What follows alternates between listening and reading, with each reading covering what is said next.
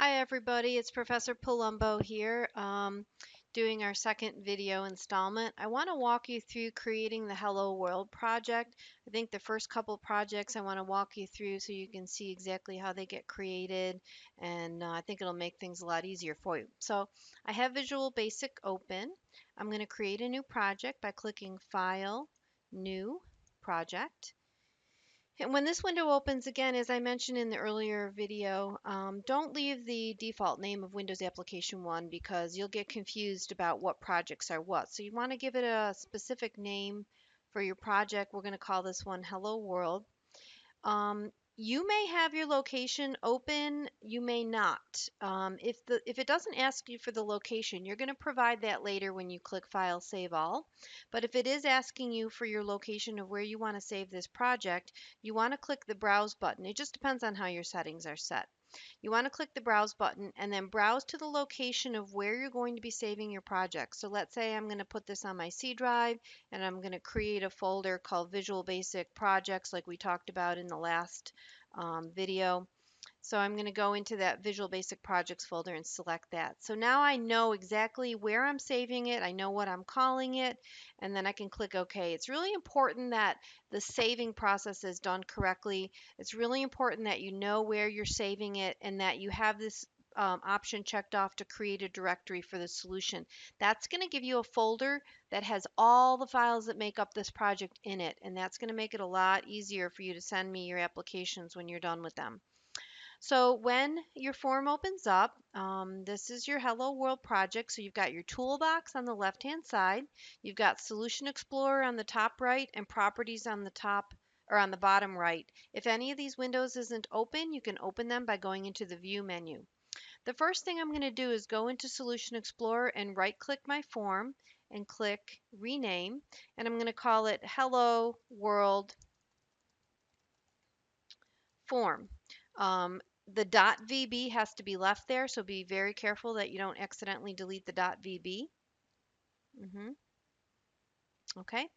Um, Now, once you've renamed your form, click on the blue title bar of your form, and in your Properties window, you're going to scroll down to the text property. Now, it doesn't look like these are in alphabetical order, so I'm going to click my A to Z button to make sure that my properties are sorted for me so I can find them more easily. So I'm going to scroll down to my text property, and I'm going to change that to to just kind of whatever I want to have up on my blue title bar. I never want to see the word Form 1 up on my blue title bar because it makes it look very unprofessional. So I'm just going to put Hello World by Lisa Palumbo up in my blue title bar. All right, now the next thing I need a label. So I'm going to go to my toolbox. I'm going to scroll up to the common controls or the list of all the controls, and I'm going to locate my label. Let's see if I can find it. There it is, label. I'm going to click once on the label tool and I'm going to come into my form and click once. It creates a label. Now, it's really important that you follow along in the book with regard to what the names of your controls need to be, because when you start writing code, you don't want to be referring to the label as label 1. You want it to have a specific name that has meaning. So in the book, it tells us to call this label the message label. Now, the properties are sorted in alphabetical order in my properties window, except for the name property, which is located up at the top.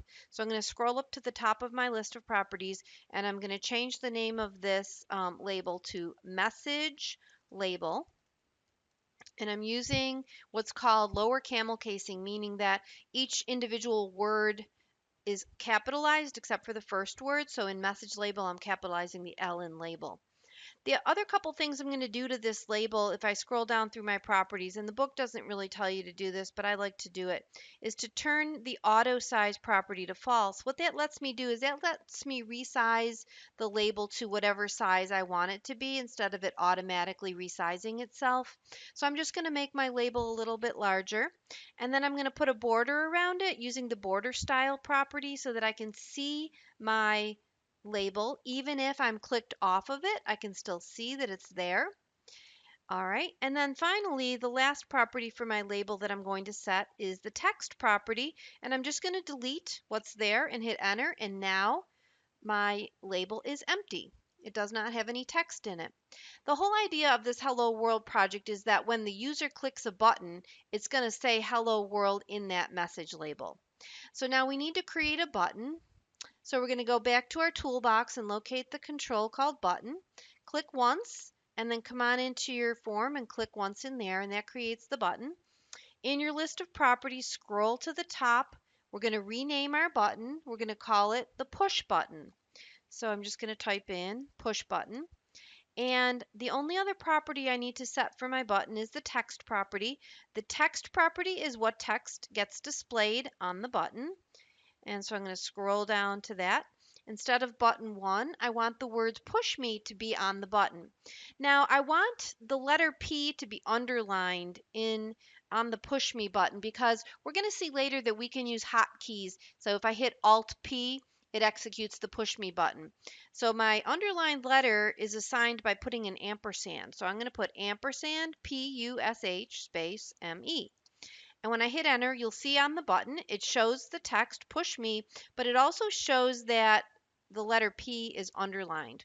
And like I mentioned before, instead of clicking on the button, that allows your users to be able to hit Alt and the letter P on the keyboard, and it's just like they had clicked on the button. Now we need one more button, so I'm going to come back and click on button again, and I'm going to come back in here and click again. This button is going to be called exit button, and this is going to be used to exit out of our application. So I'm going to come over here and call it exit button. And then again for the words, that's going to be the text property. So I'm going to change the text property to capital E ampersand XIT, and that means that the letter X will be underlined on that button. And there we go. We've got our two buttons and we've got our label. So everything's looking pretty good right now with my form. I'm going to hit File, Save All so that I make sure that my form changes get saved. Now, if I hit the Start button, which runs the application, I'm going to go ahead and hit Start. And excuse me, watch what happens. It runs my application, and here's my run window. But if I hit the push me button or I hit the exit button, nothing happens. And the reason that nothing happens is because we haven't written any code yet. So what we have to do is behind the scenes, we have to write the code that we want to execute when our user hits these buttons. In order to do that, what I'm going to do is I'm going to double click on the button. So I'm going to start out with the easy one, which is the exit button. And I'm going to double click on the exit button. And it opens up a code window. And this is where we're going to write our code. By default, you're going to see certain code in here. You're going to see public class hello world. And then you're going to see end class. What I want you guys to do is click in front of the P in public class and just hit enter a couple times. And we're going to put some comments up at the top. Anything that begins with an apostrophe is considered a comment. So I can put in my name and I can say hello world application, or I can say, DA 150. I can put the date, January 25th, whatever I want to put. As long as I put that asterisk, it knows that it's a comment. So it's not going to interfere with the code. But getting back to my exit procedure, my exit button procedure, it automatically created these lines of code. And what this means is that when the exit button is clicked, that this code that's inside this procedure is going to get executed. Now, all I want to happen when I hit my exit button is I want my form to close. So I'm going to type in me.close. Me is a shortcut name, oops, is a shortcut name for your form. And you'll notice that the autocomplete kind of comes up. And if you double click on the word close, it'll finish it for you. When I hit enter, you'll see a left parenthesis and a right parenthesis pop up. So me.close is all I need to code for the exit button, and that's going to close the form when I click exit. Now I'm going to go back. Now up at the top, you'll see that there's two tabs that allow me to switch back and forth between my code window and my design window. Now I want to write code for my other button. So that's my push me button. I'm going to double click on that and I'm going to write the code for that. Now remember, the text property is the property we've been using to set whenever we want to display text on something. What we want this project to do is display the text hello world in our message label. So we want to set the text property of our message label in our code.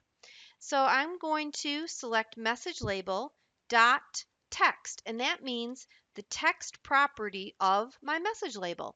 And then I'm going to put double quotes, hello world, and that's the text that I want to appear in my message label when the user clicks the push button.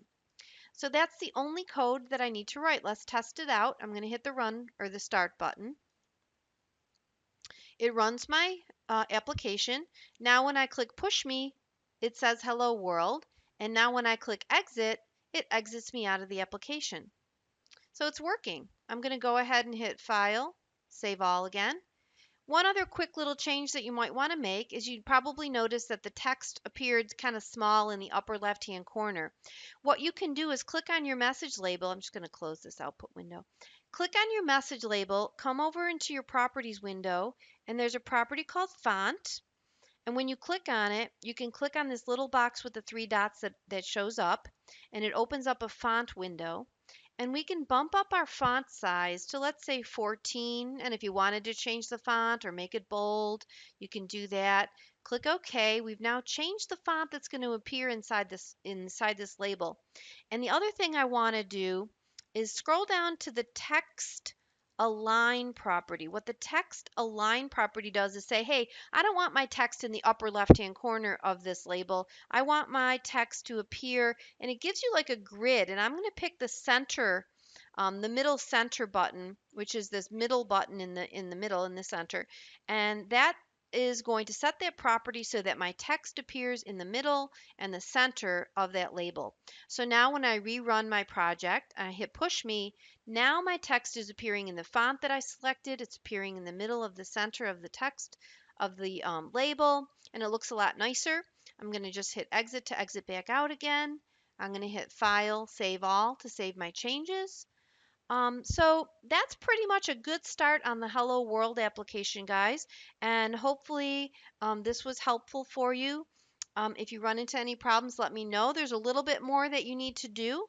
The print button that's in the book, we are not going to be doing because that print form component is no longer automatically part of Visual Studio. So we're going to eliminate that print button. But this is a good start. Go ahead and take a look in the book for the rest of the application. You're going to be adding a Spanish button, and you're going to be, I think, just Spanish, maybe another language as well. All right. Goodbye for now, guys.